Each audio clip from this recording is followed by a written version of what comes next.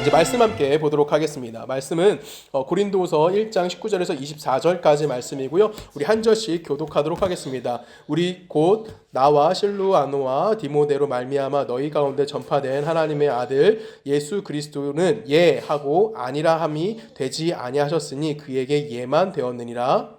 하나님의 약속은 얼마든지 그리스도 안에서 예가 되니 그런즉 그로 말미암아 우리가 아멘하여 하나님께 영광을 돌리게 되느니라. 우리를 너희와 함께 그리스도 안에서 굳건하게 하시고 너희에게 기름을 부으신 이는 하나님이시니 그가 또한 우리에게 이끄시고 보증으로 우리 마음에 성령을 주셨느니라.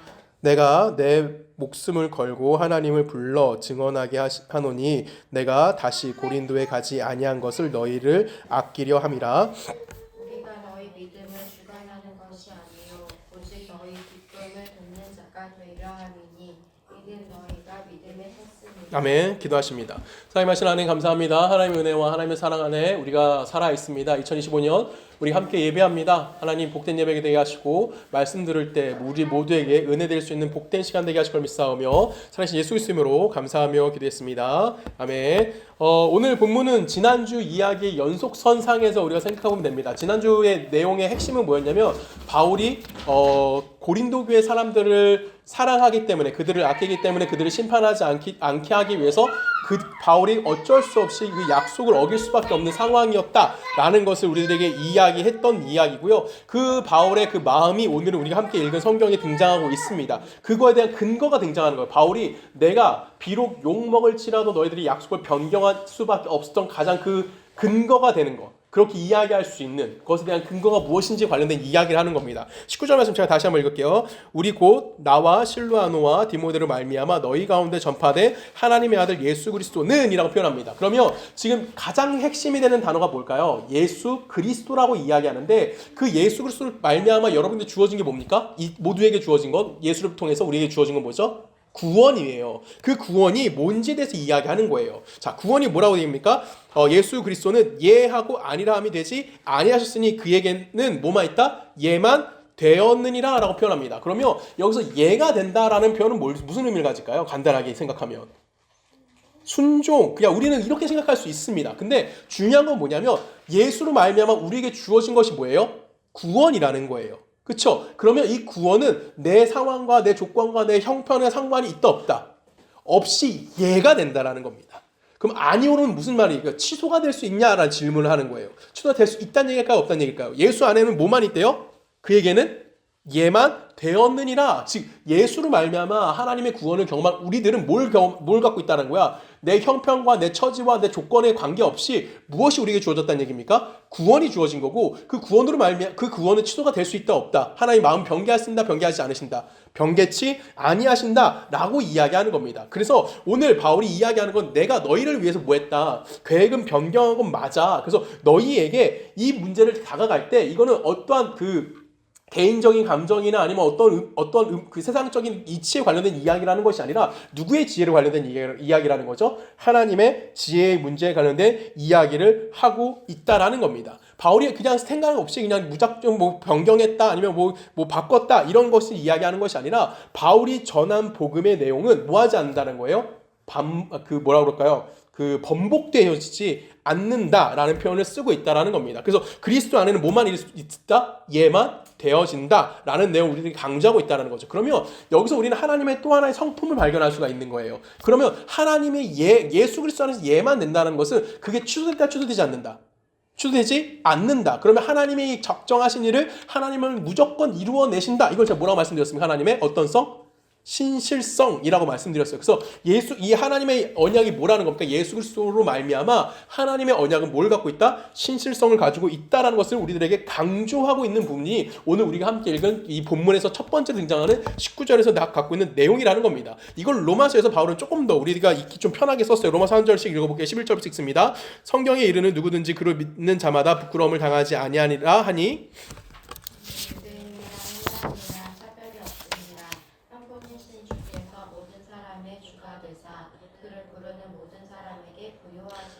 아멘. 자, 여기서 먼저 그를 부르신 모든 사람에게 부유하다라는 건 뭐예요? 하나님의 구원이 누구에게? 모두에게 주어진다라는 이야기를 하는 거예요. 그래서 13절에 보면 뭐라고 되어 있습니까? 누구든지 주의 이름을 부르는 자들에게는 뭐하러 얻는다? 구원을 얻는다라고 표현하는 거예요. 그러면 예수 그리스도로 말미암아 우리에게 주어진 구원은 무슨 성을 갖고 있다고 이야기하는 거예요? 신실성을 가지고 있을 수밖에 없는 거고, 예수로 말미암아 우리가 구원을 얻게 되었다면 그 안에선 예외가 존재할까요? 존재하지 않을까요? 전혀 존재할 수 없는 그 구원이 누구에게 주어졌다는 거예요? 우리 모두에게 주어졌다라고 이야기하는 거예요. 즉 하나님이 한번 예라고 했다면 그것이 아니오가 될 수 있습니까? 없습니까? 될 수 없다라는 거예요. 한번 허락된 구원은 뭐 하는 거예요? 번복되는 일이 절대 존재하지 않는 게 뭐라는 겁니까? 구원이라고 우리들에게 이야기하고 있다라는 겁니다. 요한복음도 이와 비슷한 얘기를 해요. 제가 읽습니다. 요한복음 6장 37절에 보면 아버지께서 내게 주신 자는 다 내게 뭐라? 내게로 올 것이요. 이건 뭐예요? 하나님의 허락한 구원받은 모든 사람들은 뭐 한다는 거예요? 예수 그리스도에게 모두 다 올 수밖에 없는 거고, 내게 오는 자는 내가 결코 그를 뭐 하지 않겠다? 내쫓지 아니하리라. 하나님 뭐 하겠다? 예수가 뭐 하겠다는 거예요? 내가 그들을 배신하지 않고 그들이 여기서 그들의 조건을 이야기합니까? 아무 조건도 이야기하지 않죠. 예수로 말미암아 뭐 하는 거예요? 하나님이 그들을 작정하셔서 내 백성이 되게 하셨다면, 하나님의 백성이 되게 하셨다면 예수는 뭐 하겠다는 겁니까? 절대 그들을 배신치 않겠다라고 뭐 하는 거예요? 예수가 선언하고 있는 겁니다. 계속해서 37절에 보면 이렇게 되어 있어요. 39절에 보면 뭐라고 되어 있습니까? 하나님의 약속은 얼마든지 그리스도 안에서 뭐가 된다? 예가 되니 그런즉 그로 말미암아 우리는 아멘하여 하나님께 뭘 돌려라? 영광을 돌리게 되는 39절 제가 다시 볼게요. 너를 말미암아 너를 보내신 이의 뜻은 내게 주신 자 중에서 내가 하나도 잃어버리지 아니하고 마지막 날에 다시 살리는 이것이니라. 그 하나님의 언약의 신실함에 대해서 이야기해주고 있는 겁니다. 이것이 아까 우리가 읽었던 뭐예요? 19절 말씀에서 그리스도 안에는 뭐만 존재한다? 예만 존재한다고 이야기하는 거고, 그것이 20절에 가면 뭐라고 되어 있어요? 제가 다시 읽을게요. 하나님의 약속은 얼마든지 그리스도 안에서 예가 뭔다? 된다. 이걸 여러분 잊지 말라는 거예요. 그래서 우리는 자꾸만 구원에 관련된 이야기를 할 때 내 조건이 어느 수준에 이르기를 원한다는 이야기를 너무 많이 합니다. 구원받은 자는 이 정도의 수준을 갖고 있어야 된다고 이야기를 하고, 그래야지만 우리가 뭐 하지 않는다고 이야기할 수 있는 거예요. 구원이 취소되지 않을 것이라고 생각하는 거예요. 근데 한 번 받은 그 구원은 뭐 하지 않는다는 거예요. 하나님이 예하셨다면, 예수 안에서 이해가 됐다면 그것은 절대 아니오가 되어질 수 없음에 대해서 우리들에게 이야기하는 거고, 우리는 뭐 하는 거예요? 그러면 그 다음에 뭐라고 됐습니까? 그런즉 그로 말미암아 우리가 아멘하여 뭘 받는다? 하나님께 영광을 돌리게 해 주시겠다라는 겁니다. 즉 우리는 하나님으로부터 뭘 받는 거예요? 구원을 받아서 이제 내가 그 안에서 맞습니다. 하나님의 구원은 취소되지 않기 때문에 내 안에 하나님의 영광이 담아지는 거고, 그래서 나는 누구께 영광 돌린다? 하나님 앞에 영광 돌리는 삶을 살겠습니다라고 이야기하는 거예요. 요한일서 3장도 동일한 얘기를 합니다. 보라, 아버지께서 어떤 사랑을 우리에게 베푸사, 여기서 어떤 사랑이 뭐예요? 하나님 베푸신 어떤 사랑은 우리에게 구원을 베푸사. 그렇죠? 이건 로마서 5장 8절에 뭐가 있을까? 우리가 아직 죄인 되었을 때요, 하나님께서 그의 아들을 우리들 가운데 보내심을 말미암아 뭘로 확증하셨다? 우리에 대한 자기 사랑을 확증하셨다라고 말씀하시잖아요. 즉 예수를 이 땅에 보내주심을 통해서 우리를 향한 하나님의 사랑을 뭐 하셨다는 거예요? 확증하셨다는 겁니다. 그게 뭐예요? 어떠한 사랑을 우리에게 베푸사예요. 즉 아들을 우리에게 주셨다는 어느 순간에, 우리가 하나님 앞에 죄인 되어 있는 순간에 그 아들이 우리에게 베푸셨고, 뭘 삼으셨다고요? 하나님의 자녀라 일컬음을 받게 하셨는가? 우리가 그러므로 세상이 우리를 알지 못하면 그를 알지 못한다. 그렇죠? 세상에 있는 것을 가지고 우리가 뭐 하지 못한다는 거예요. 우리 구원받는 것은 세상은 알 수가 없다라는 거예요. 우리만이 알 수 있는 거예요. 이게 무엇입니까? 하나님 나라의 신비라고 이야기하는 거예요. 하나님의 일하심이라고도 이야기하는 거고요. 그래서 여러분들이 놓치지 말아야 되는 건 뭐냐면, 구원이라는 것은 절대적으로 누구의 영역인 겁니까? 누구의 영역인 거죠? 하나님의 영역 안에 있다라는 거예요. 인간의 영역에 어떠한 구원의 영향이 미칠 수 있을까요? 없을까요? 없어요. 근데 우리는 자꾸만 놓칩니다. 내가 어떠한 것을 해서 인과 법칙에 의해서 내가 A를 했기 때문에 하나님 나에게 B라는 걸 주셨어. 얼마나 쉬워. 그럼 난 A만 하면 하나님에게 원하는 자가 될 수 있다라고 착각을 하는 거예요. 근데 우리가 뭐 했을 때? 아직 죄인 되었을 때 하나님께서는 예수를 이 땅에 보내심을 통해서 뭐 하셨다고요? 자기의 사랑을 확증하셨다고요. 그것이 바로 우리들에게 주어진 하나님의 뭡니까? 사랑이라고 이야기하는 거고, 그건 우리의 조건을 바라보지 않았기 때문에 뭐라고 또한 얘기하는 겁니까? 은혜, 아니면 뭐라고 또 다른 말로 뭐라고 표현합니까? 다른 말로는 선물, 또는 다른 말로는 구원이라고 우리들에게 이야기하는 거예요. 그래서 이것은 뭘 되지 않은 거예요? 하나님이 한번 예하셨기 때문에 하나님의 신실성 안에서 구원이 우리들에게 뭐한다? 그대로 주어지고 있다라고 이야기하는 겁니다. 그래서 하나님의 약속은 뭐가 되는 겁니까? 얘만 존재할 수밖에 없는 거예요. 아멘이십니까? 이걸 우리가 이해하기가 조금 어려울 수도 있어요. 그래서 바울이 계속해서 이야기를 하는 거예요. 왜? 지금 고린도 교회 사람들의 상태는 어떻습니까? 좋습니까? 나쁩니까? 지금 바울이 공격하고 있기 때문에 그들의 신앙은 좋지가 않아요. 바울이 지금 그 고린도 교회를 가려고 했던 모든 계획을 철회한 이유는 뭐였죠? 그 고린도 교회 사람들을 내가 정죄하지 않고 싶어서였어요.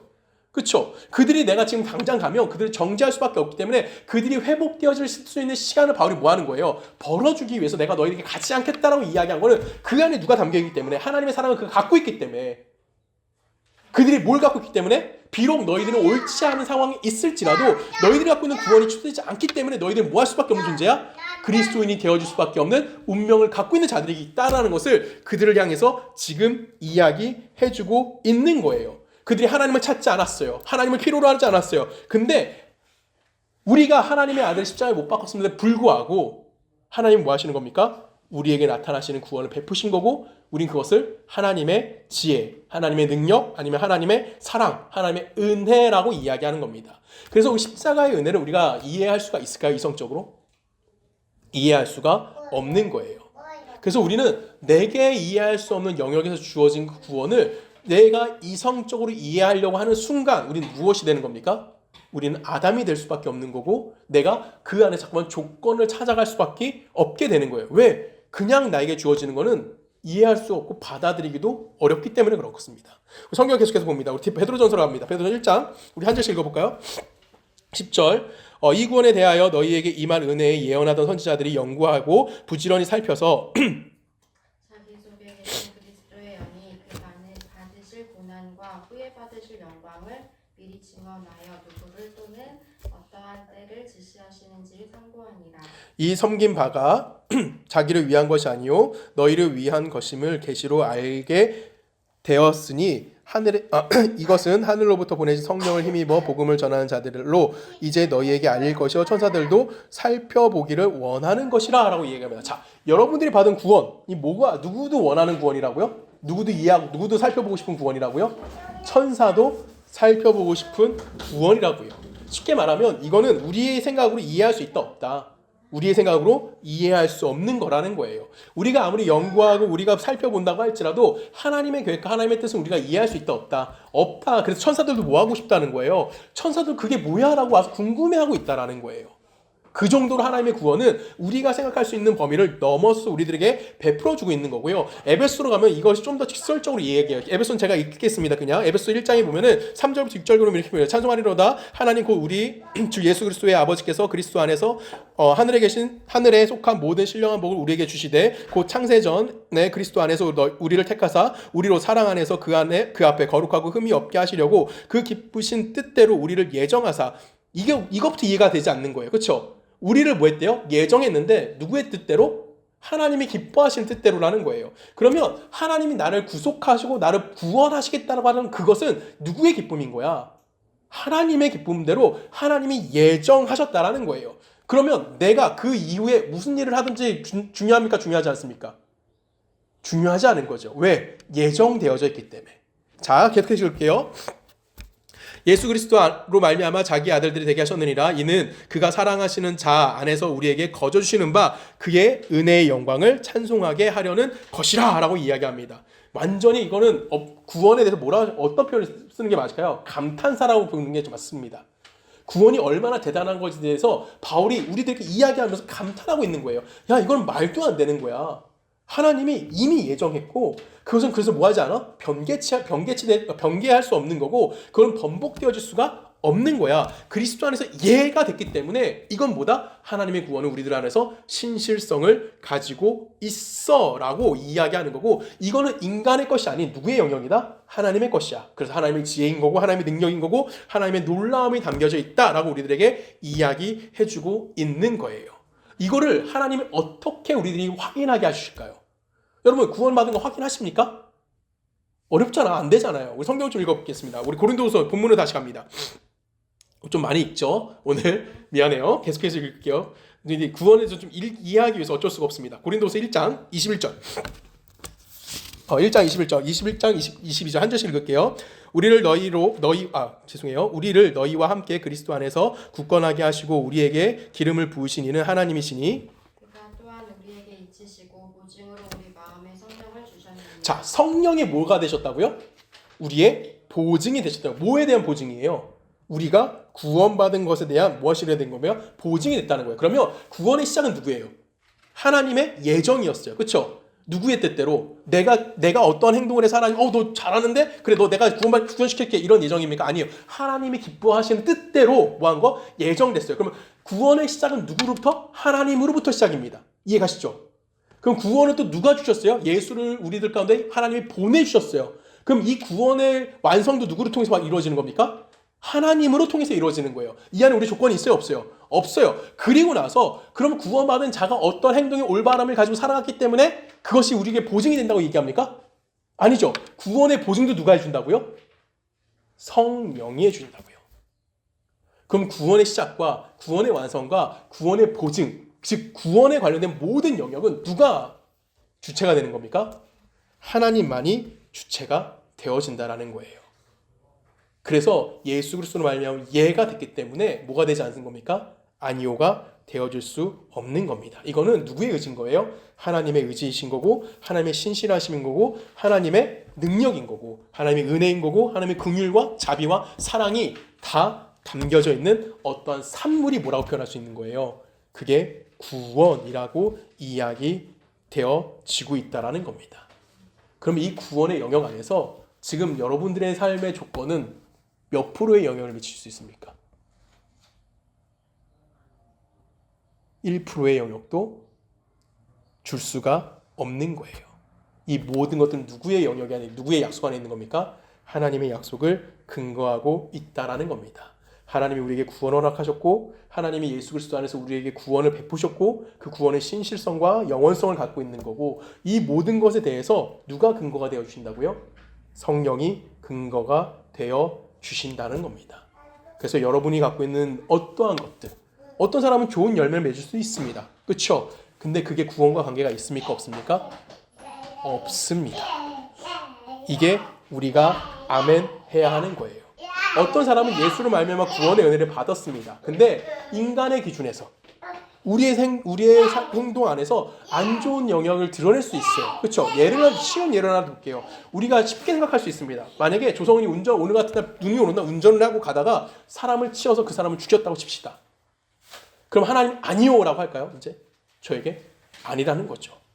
제가 좀 극단적인 예를 들긴 했지만 내가 어떤 행동을 잘못했을 때 그 잘못한 것 때문에 하나님이 넌 구원받을 수가 없어라고 이야기할 수가 없다라는 거예요. 왜? 구원은 우리의 행동의 조건을 보지 않고 오직 하나님의 영역 안에서 우리들 가운데 주어진 것이 뭐라고요? 그것이 구원이기 때문에 그렇습니다. 우리 로마서로 다시 한번 갑니다. 로마서 9장 한 절씩 읽습니다. 모세에게 이르시되 내가 긍휼히 여길 자를 긍휼히 여기고 불쌍히 여길 자를 불쌍히 여기리라 하셨으니 오직 원하는 자로 말미암음도 아니요 다른 박질하는 자로 말미암음도 아니요 오직 긍휼히 여기시는 하나님으로 말미암음이니. 성경이 바로에게 이르시되 내가 이 일을 위하여 너를 세웠으니 곧 너는 너로 말미암아 내 능력을 보이고 내 이름이 온 땅에 전파되게 하려 함이라 하셨으니 오직 하나님께서 하고자 하시는 자를 긍휼히 여기시고 하고자 하시는 자를 원하게 하십니다. 아멘.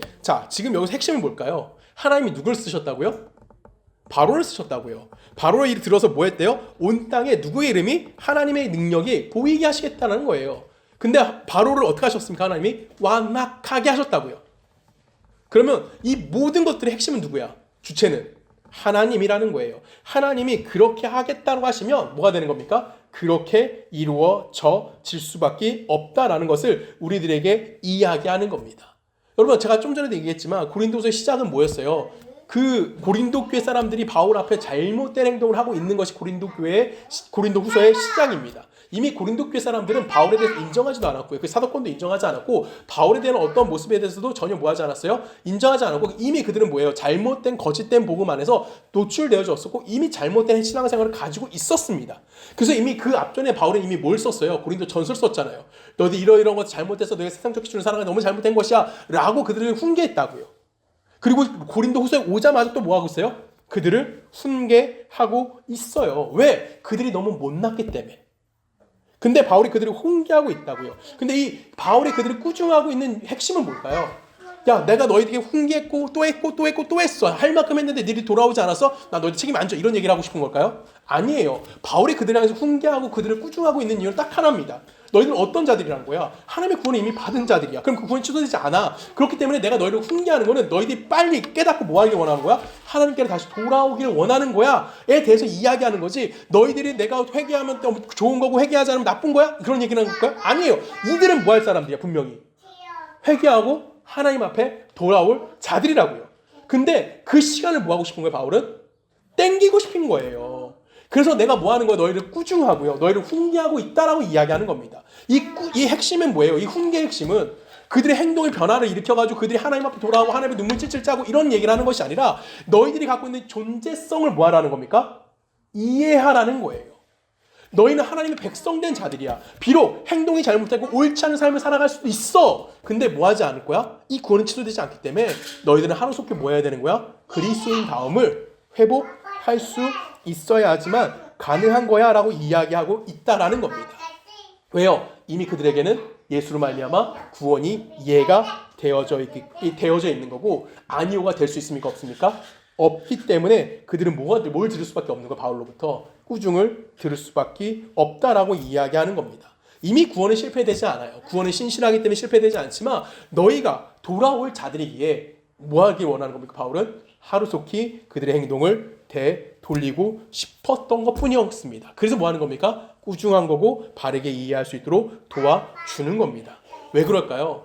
바울 역시 하나님 앞에 죄인이었고요. 그때 하나님이 그를 찾아와 주신 겁니다. 우리 역시 죄인 되었을 때 하나님이 그 아들 우리에게 보내심을 통해서 뭐 하신 겁니까? 우리에게 구원을 베푸셨다는 거예요. 만약에 하나님 우리에게 어떤 행동을 주셨다면 은혜로 우리에게 구원을 베푸지 않았다면 우리는 누구의 진노 아래 놓일 수밖에 없는 자들입니까? 하나님의 진노에 놓일 수밖에 없는 자들이에요. 근데 우리에게 뭘 주셨습니까? 하나님이 구원을 베푸셨어요. 야, 구원 가져. 이렇게. 그리고 구원을 우리는 덥석 물었죠. 이제 우리는 선택권이 있습니까? 없습니까? 우리에게는 선택권이 없는 거예요. 우리는 그만한 그 주의도 없는 자들인 거예요. 우리는 하나님이 부르신 대로 뭐 할 수밖에 없는 자들인 겁니까? 이끌림을 받을 수밖에 없는 거예요.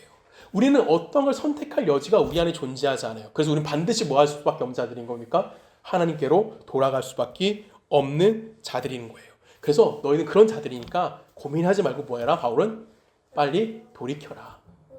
지금 너희들 잘못하고 있는 거 인정하고 뭐 하면 돼? 다시 하나님의 백성으로서의 삶을 살아가기를 원한다라고 이야기해주고 있다라는 것입니다. 그것이 누구의 운명인 거예요? 예수를 믿고 있는, 예수로 말미암아 구원을 경험한, 예수로 말미암아 예를 경험한 누구의 운명인 겁니까? 모든 성도들의 운명일 수밖에 없다라는 겁니다. 이것이 바로 우리가 살아가는 그리스도인이라는 겁니다. 그러면 우리가 고민이 항상 되는 거예요. 제가 이런 설교를 할 때마다 저한테 질문하는 사람들이 항상 있어요. 그러면 우리가 할 게 뭐가 있습니까?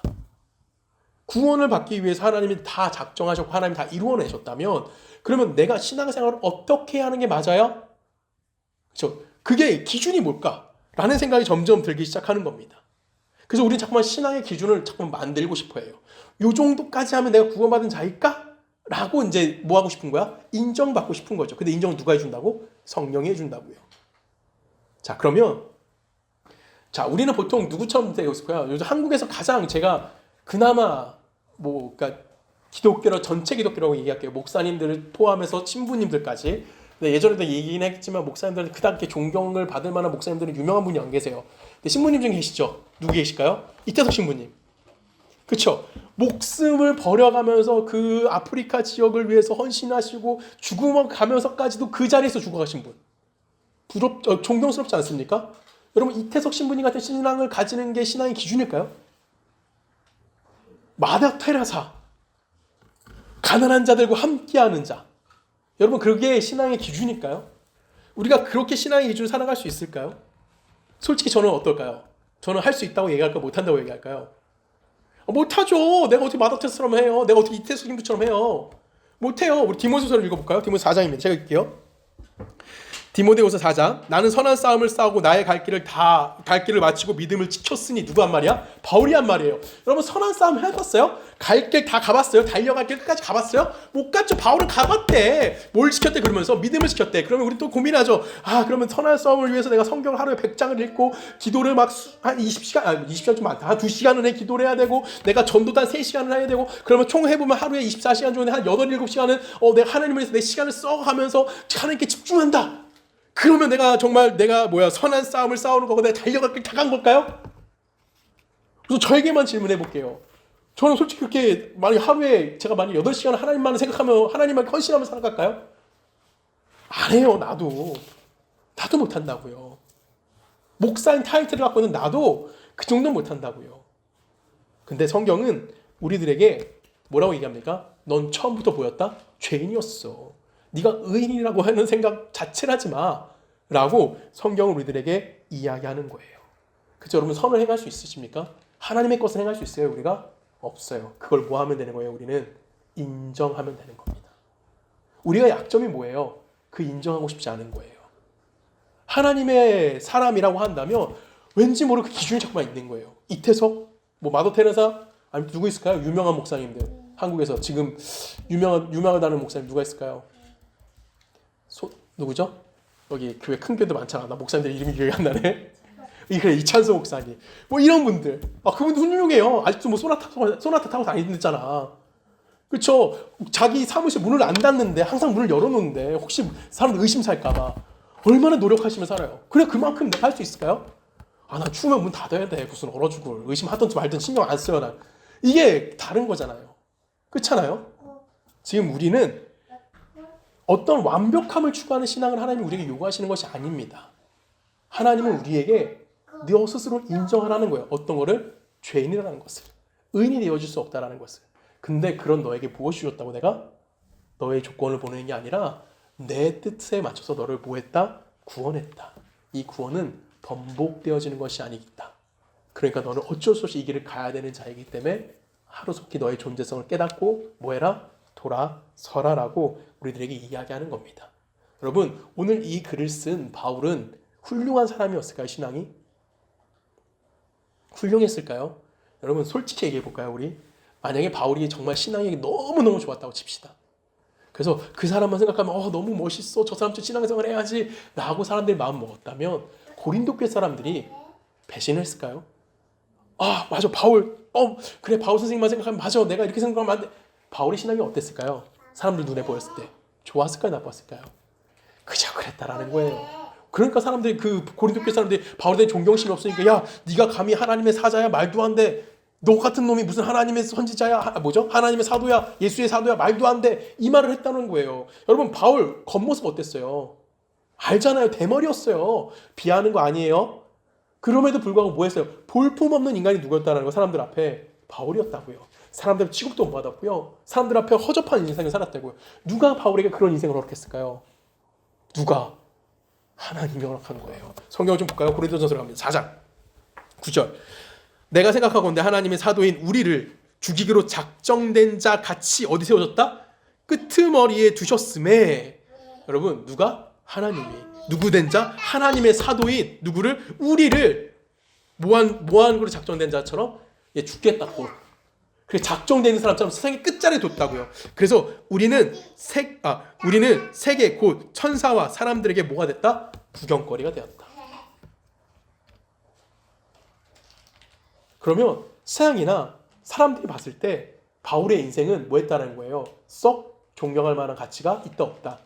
없다. 바울을 생각하면 그래 저 선교사 뭐라고 할까 사도 바울 이런 게 하나도 존재하지 못했던 자가 누구라고요? 바울이었다라고요. 쉽게 말하면 어떤 영향력도 크게 누군가에게 줬다 못 줬다 주지 못했던 사람이 누구예요? 바울의 실제적인 모습이었다라고 성경은 우리들에게 이야기하는 겁니다. 자 그럼 다시 한번 질문해 볼게요. 여러분 신앙이 우리는 항상 도전 앞에 갈피를 못 잡을 때가 많습니다. 여러분 신앙은 행위입니까? 여러분 예수 믿는 거는 어떤 행동을 하는 걸까요? 아니면 내가 어떻게 바르게 살아야지 하고 스스로에게 막 채찍질하면서 막 정말 그 수도원 생활을 같이 해야 되는 것이 그게 신앙일까요?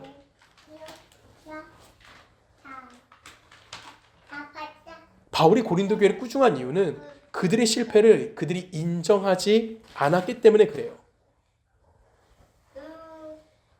그들은 사도 바울이 가르친 것에 대해서 배신했고요.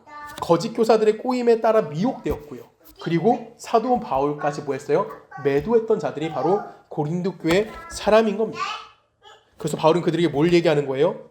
너희 가운데 전파된 하나님의 아들 예수 그리스도는 예하고 아니라함이 되지 않는다라고 이야기하는 거예요.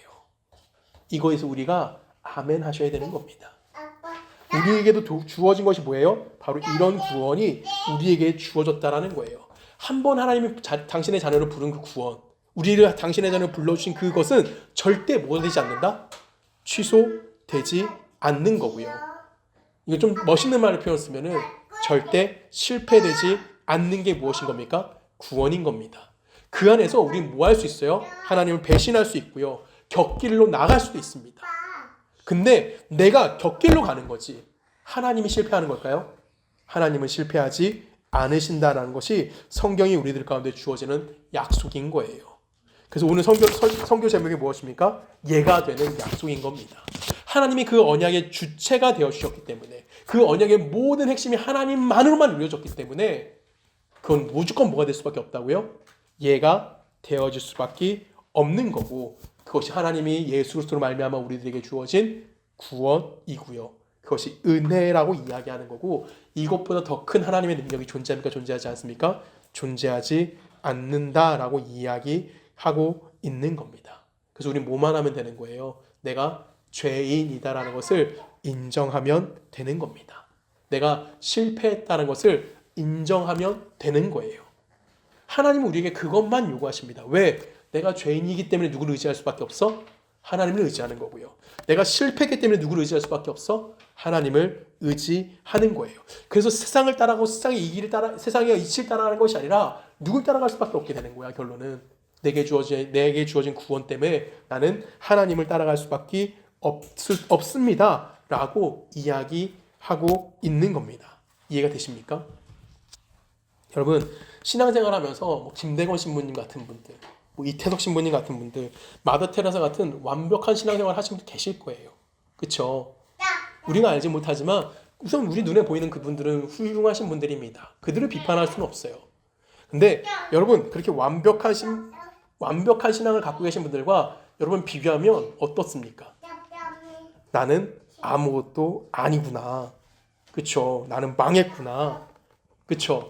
근데 성경은요, 여러분들을 완벽으로 데려가는 게 성경이지, 성경은 여러분에게 완벽을 요구하는 것이 없습니다. 여러분, 성경은 우리를 하나님의 영광이 찬양이 되게 하시겠다고 약속하셨지, 영광이 찬양이 되게 해서 1, 2, 3, 4, 5, 6, 7, 8, 90을 해! 라고 이야기하지 않아요. 우리는 누구의 은혜 안에 있는 겁니까? 하나님의 신실하신 구원의 약속 안에 있는 자들인 겁니다. 그래서 여러분들 안에는 무엇이 될 수밖에 없어요? 그리스도 안에서 예가 되어질 수밖에 없는 겁니다. 제가 요즘 어른 목사님들을 가끔 만납니다. 그 어른 목사님들을 만나면 뭐 제가 보험에서 다니는 걸 아시는 분도 계시고 아니면 보이차 가게만 하고 계신 분도 있다고 아시는 분도 계세요. 그럼 제가 결론적으로 얘기하면 그분들의 어른 목사님들의 기준에서 저는 어떤 사람인 겁니까? 목회에 집중하지 않고 다른 부업을 하는 거예요. 쉽게 말하면 이중직을 하고 있는, 맞죠? 지금 이중직하고 있는 거니까 이중직하고 있는 목사로 비춰지는 겁니다. 그래서 그분들이 항상 저에게 하시는 말씀이 뭐냐면 하나님만 의지해. 하나님만 교회에 와서 기도하고 있으면 하나님이 채워주실 거야. 그게 맞을까요? 틀릴까요? 맞죠. 그분들은 그렇게 성장하셨고요. 그렇게 신앙생활하셔서 그렇게 목회 이루신 분들입니다. 그리고 곧 은퇴를 앞두신 분들이에요. 그들이 골방에 가서 기도했을 때 하나님 그들에게 먹을 거 갖다 주셨겠죠. 저도 그렇게 하면 하나님 먹을 거 갖다 주겠죠. 아멘 해야 되는데 아멘이 안 나오네요, 솔직히. 근데 그분들의 입장에서는 그게 완벽한 목사의 신앙의 모습이라고 생각하는 거예요. 교인들에게 어떤 모습만 보여주기를 원하는 거야? 신앙적인 모습들. 성경 보고 기도하고 말씀 전하고 성경 연구하고 그것만 하는 목사의 모습을 보여줬을 때 성도님들이 목사를 뭐하겠다? 존경하는 거고 그들에게 어떠한 열매를 맺을 수 있게 해주겠다라고 성경은 우리들에게 이야기해 주는 거예요.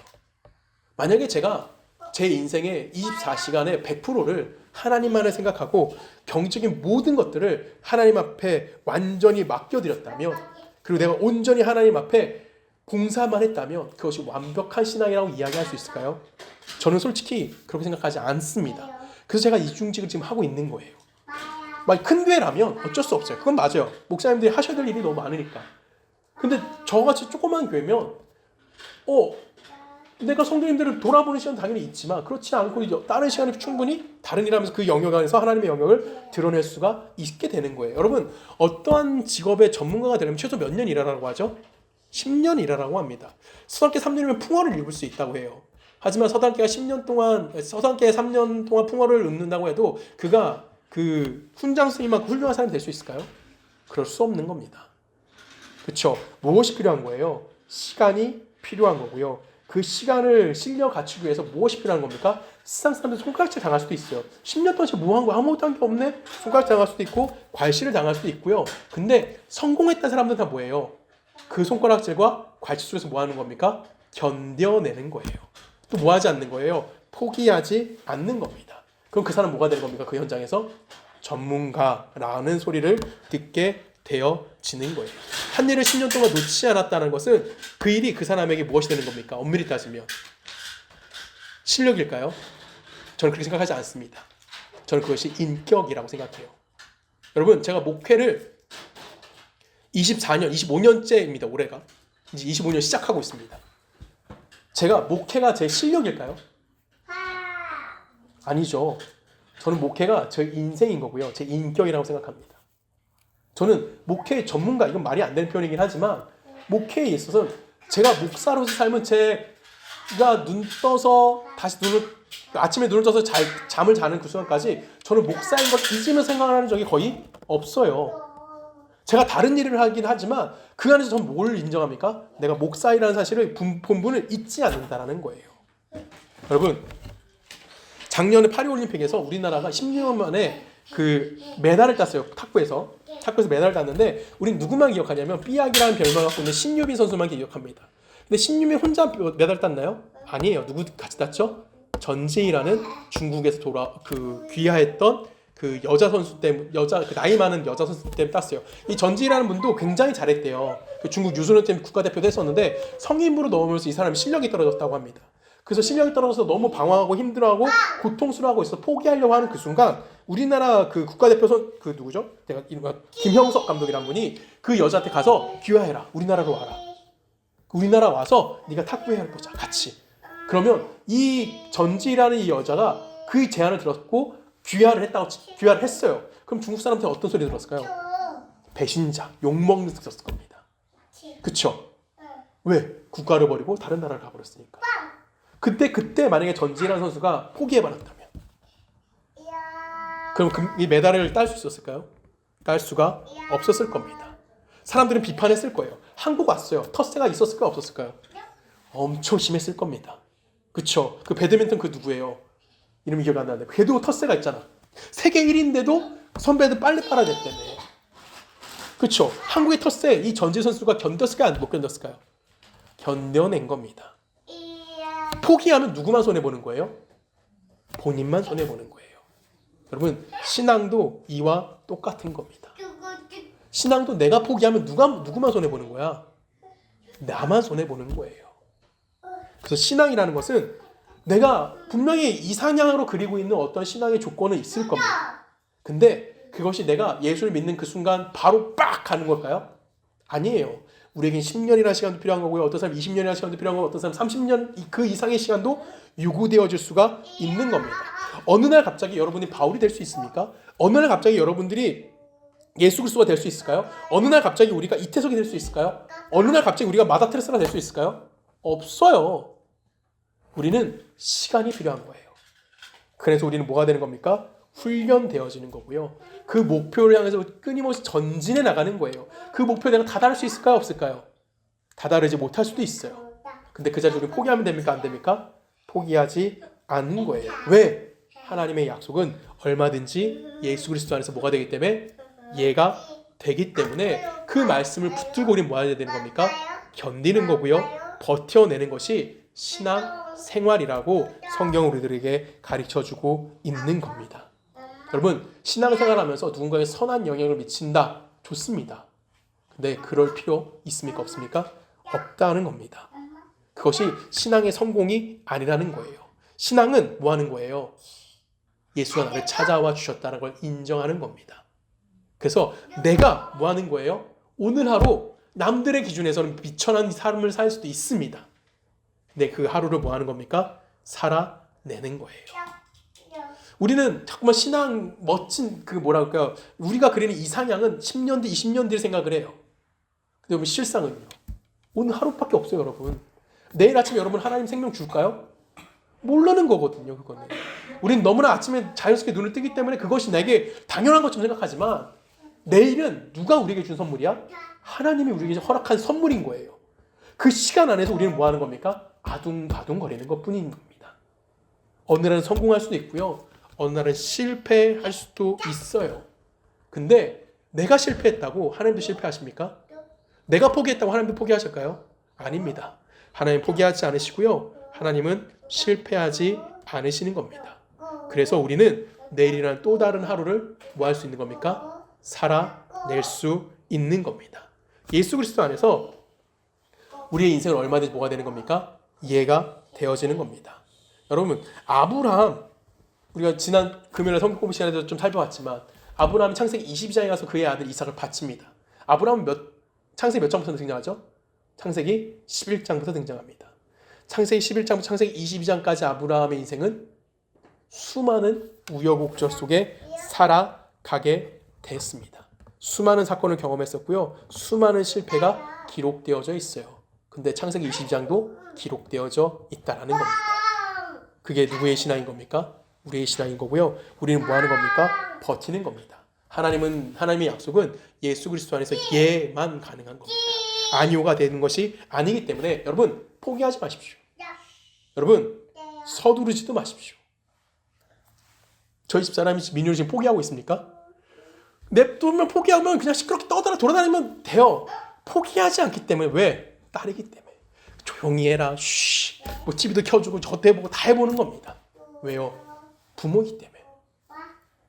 하나님도 여러분들 뭐 하지 않을까요? 포기하지 않으실 거예요. 우리는 그 삶을 살아내고 있는 겁니다. 성도가 되었다는 것은 하나님의 영광으로 채워지는 삶을 이미 살아가고 있는 자들인 겁니다. 그거는 우리의 기준에서의 삶이 아니에요. 이미 여러분들의 모든 삶은 누구의 영광이 안에 있는 겁니까? 하나님의 영광이 안에 있는 거고, 이 영광은 누구도 막을 수 없는 하나님만이 이루시는 영역이라는 겁니다. 여러분 오늘 삶의 보자가 없어 보일 수도 있습니다. 아니요 2025년이 여러분이 아무 계획이 없을 수도 있습니다. 어떻게 해야 되지? 방황할 수 있어요. 저 역시 그렇습니다. 고민될 수 있어요. 도대체 뭘 하면 살아야 돼? 근데 그것이 무엇이 되는 겁니까? 하나님 안에서 하나님의 약속이 예수 그리스도 안에서 예가 되어져가는 시간들이라는 것을 여러분들이 꼭 기억하셨으면 좋겠습니다. 여러분 증명하시려고 서두르지 않으셔도 됩니다. 제가 여러분들에게 예배 와라, 여러분들이 뭐 해라 하고 강요하지 않는 이유가 바로 여기에 있는 거예요. 왜? 이미 우리는 구원받은 자들이잖아요. 그리스도 안에서 예가 된 자들입니다. 그 기준은 다 다른 거예요. 어떤 사람은 한 달에 한 번 교회 올 수 있는 거고, 어떤 사람은 1년에 한 번 예배 드릴 수도 있습니다. 근데 그것이 하나님의 실패가 아니라 우리가 각자 경험해야 되는 하나님의 무엇입니까? 지혜인 거고 하나님의 시간이라는 겁니다. 그래서 우리 하나님의 일하심 앞에 잘난 척하지 말아야 되는 거예요. 어떤 사람 정말 훌륭한 사람 너무나 많습니다. 그렇죠? 저 사람 박수 쳐주고 싶은 사람도 있어요. 그렇지 않은 사람도 존재합니다. 근데 박수 받는 그 사람이 우리에게 무엇이 될 수 있냐면 사탄이 되어줄 수 있다는 거예요. 여러분들이 잊지 않으셨으면 좋겠습니다. 세상 사람들 앞에 기울이지 마시고요. 하나님의 시간에 여러분들 맡기십시오. 2025년 올해 첫 주입니다. 누구에게 맡기게 되는 거예요? 오직 하나님에게만 여러분의 인생을 거십시오. 그 하나님이 그리스도 안에서 뭐였다고요? 예라고요. 여러분은 예입니다. 우리 안에는 아니오가 존재하지 않기 때문에 포기하지 않고 그리스도 안에서 오늘 하루 승리하며 살아갈 수 있는 복된 여러분 인생이 되기를 주님의 이름으로 간절히 부탁드리겠습니다. 우리 함께 기도합니다. 하나님 감사합니다. 하나님 우리를 사랑하시고 우리를 복되게 인도하셨고 하나님의 백성으로 삶을 살아가게 인도하시니까 너무나 감사합니다. 하나님의 요리 주신 그 구원, 시작부터 마지막까지 또한 보증까지 오직 하나님께서 우리에게 허락하셨으니 하나님의 그 약속 예수 그리스도 안에서 예만 되어진다는 사실 앞에 감사할 수 있는 우리 모두가 되어질 수 있도록 우리와 함께하여 주시옵소서. 이제는 우리 예수 그리스도의 은혜와 성부 하나님의 사랑과 성령님의 내주되심이 하나님의 백성으로서 오늘 하루의 삶을 책임지며 오늘 하루 하나님을 의지하며 살아가기를 소원하는 우리 서초동네의 모든 성도님들의 삶과 그들의 가정과 그들의 시장과 그들이 살고 있는 모든 나라 가운데 지금부터 영원히 함께 하시기를 간절히 축원하옵나이다.